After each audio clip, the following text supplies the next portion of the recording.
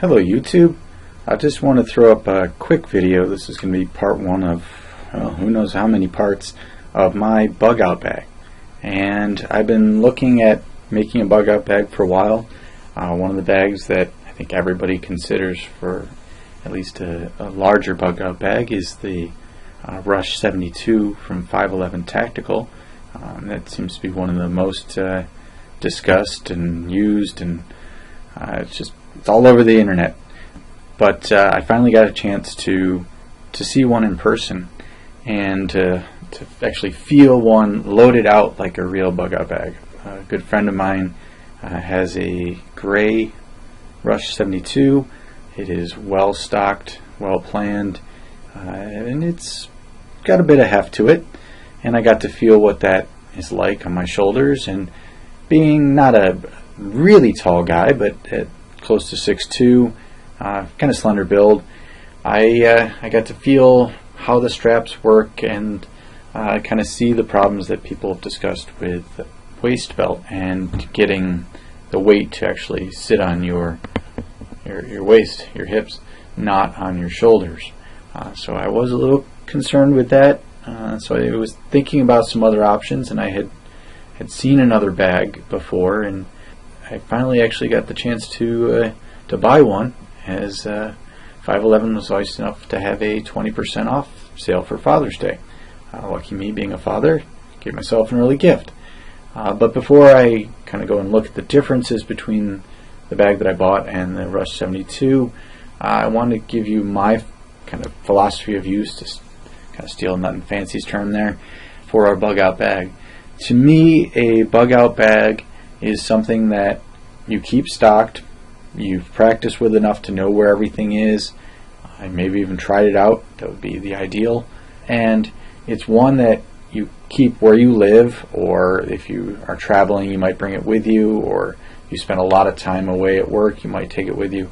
But generally, it's something that you have where you know it is, so that if there's an emergency of some kind where you cannot shelter in place, and you actually could use a lot of the stuff that's in it for sheltering in place too, but if you need to go, either yourself or yourself with your family, you need to find another place to be. And you want a bag that, I don't want to call it a 72-hour bag, but I kind of envision it as something that is well stocked for 72 hours, but also has enough of the kind of essentials to let you survive longer term if needed. So things like the ability to make fire, make shelter, get food, purify water, those things you actually need more than just 72 hours worth. You might actually have 72 hours worth of water packets with you or something like that if you wanted, or you could fill a bladder. But you should have purification for longer term. The things you need to survive, minimal things you need to survive, should be in there as well. Obviously, you don't want to have it where you live comfortably for weeks and months. You don't want a full shelter in there that it's all pre-built and extremely heavy, because you wouldn't be able to carry the thing. But a number of elements that would let you survive if the need arose. So that's my idea of what a bug out bag is. That's going to be heavier than what I envision putting into, say, a Rush 24 or that size of a bag. Although I did look at some of those. There's the newer one, the somewhat newer one, the All Hazards Prime, which I actually kind of liked the layout of, and I thought about it. I may at some point go to that for more of an everyday carry type bag, since I do travel for work a bit. Take that with kind of a reduced complement of items. But for my full bug out bag, I wanted something with a little more capacity. When I started putting together all the pieces, buying things, kind of one at a time, two at a time, and putting them together and seeing what I really needed and how much space and weight that would be, I needed a slightly larger bag. I didn't want to go full on hiking big, 6-foot tall bag that just towers over you, but something a little more the size of your typical 72-hour assault pack, that sort of thing. Which is, again, why I looked at Rush 72. And having seen the issues that were brought up by a lot of people with the waist straps on the Rush 72, I started to look at another bag that I kind of came across by accident, and it's actually derived from the Rush 72. It's called the Responder 84 ALS backpack. And this is a backpack that is designed for EMS. And it actually comes in this nice EMS blue, which is a really sharp looking pack. And it does have a lot of black moly webbing on it, but it would be a little more gray man type, a little less tactical looking in the blue if you wanted to. You could get a cover for it that was camouflaged or sandstone or olive or something, and then you'd be able to kind of conceal yourself if needed, but this would be less conspicuous, so something to think about. But I preferred the sandstone. That was actually the color I was looking at in the Rush 72 anyway. And if you go back, there's this ad from a couple years ago where they talk about it is now available in the sandstone color. So it's only got two colors, and it happened to have the one I wanted, which was great.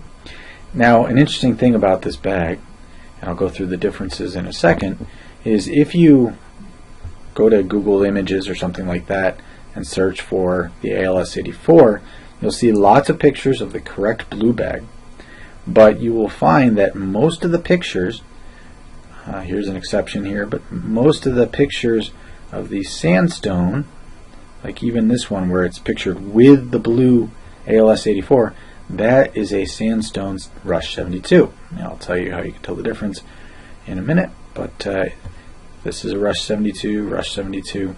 A lot of the stores, when you go look at their webpage, they show a Rush 72 in sandstone instead. The blue is always the right one because you can't get the Rush 72 in blue as far as I know, but the sandstone is always a Rush 72. Okay. There are a few exceptions, as I showed earlier, and I tried to find some. This is somebody who actually has one loaded out for EMS. You can start to see some of the differences. There's a couple others around, but not too many. So what are the differences? And why did I decide to go with this pack? Well, as the 84 versus 72 suggests, it's a little bit bigger. I did not get it because I wanted to put more stuff in it. I got it because it's a little bit taller, and the only downside I've heard about that is if you're wearing a helmet, it'll tend to push it forward. I'm not going to be wearing a helmet, so that doesn't bother me. But what it would actually allow me to do is potentially put the same amount of stuff in a package that doesn't stick out as wide. I can use compression strap to kind of cinch it closer to my back. Maybe a little bit taller, but a little bit flatter type package. Okay, so it's actually, you'll notice up here, it has 3 layers of moly. This one has Velcro, as opposed to the Rush 72, which only has 2. So that's the actual difference in height. Just look at the top compartment. We'll check the bottom here. We got 1, 2, 3, 4, 5, 6. 1, 2, 3, 4, 5, 6. So the bottom's the same. The side compartment, if you look, is a little bit taller than this. A little bit taller than this, so I don't think those are any different. So really, it's up here. You got an extra couple of inches. You can check the specs. I think it's about 2 inches of height. A little bit taller there. That wasn't a big concern of mine, a big reason for buying it, but it was one of them. One of the things I looked at. Another thing you'll notice real quick, this one was not something I particularly valued, although I could see arguments for it. It does have reflective striping here, here, and over here.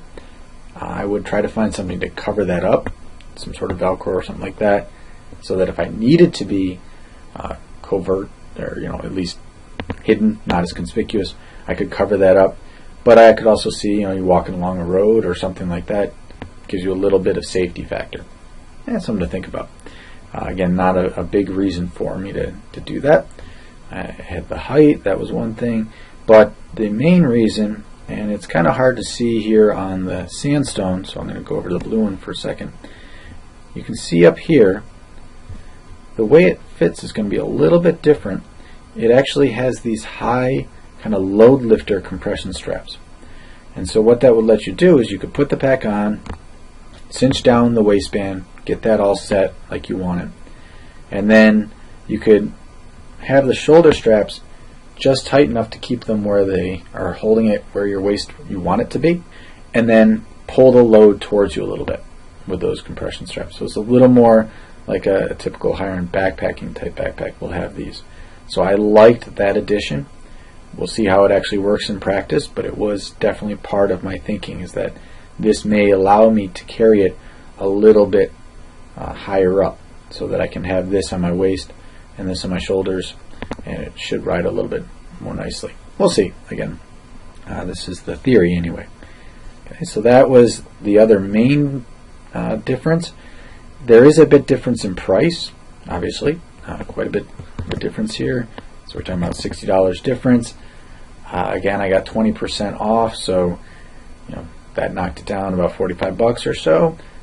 I could have taken 20% off of this as well, so it doesn't quite save me compared to what I would have spent. And I know there are other places to buy it cheaper than even here. There were not other places to buy this one much cheaper, so I got it for $180 something, which was okay. And you think, well, that's a fair amount more than the Rush 72. Well, one of the big reasons that I thought it was worth it is, if you look, it comes with these two packs, and the way they kind of fit in, he's got some stuff under his, so it's not sitting quite as well, but these two fit basically perfectly within the main compartment.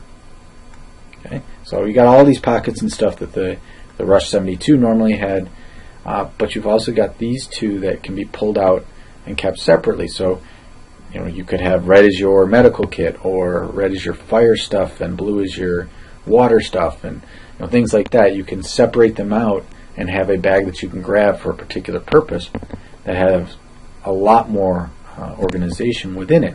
You look at all this, the straps and pockets and everything. These are designed for an IV kit and for an airway kit.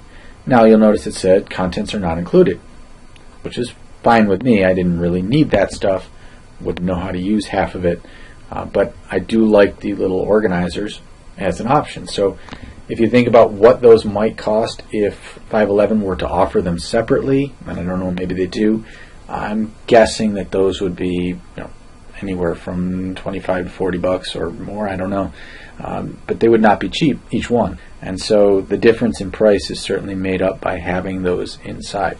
So those are the differences that I've noticed.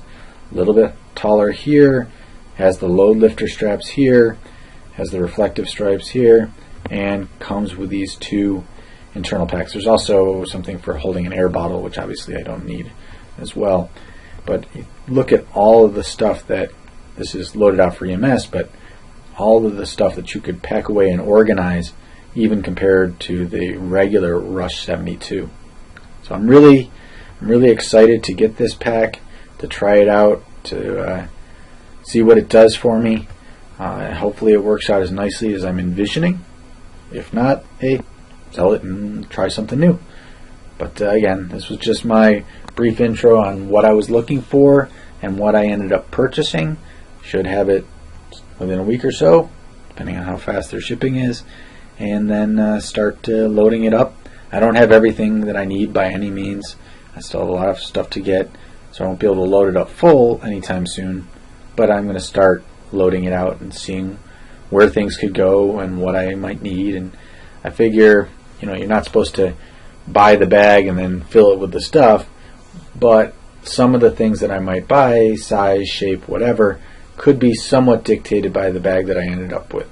So I'm not going to let it determine, I need all of this stuff because I have extra space, but I have this interior container that has certain areas that can hold things of certain shapes, so instead of buying the square one, I buy the round one, that sort of thing.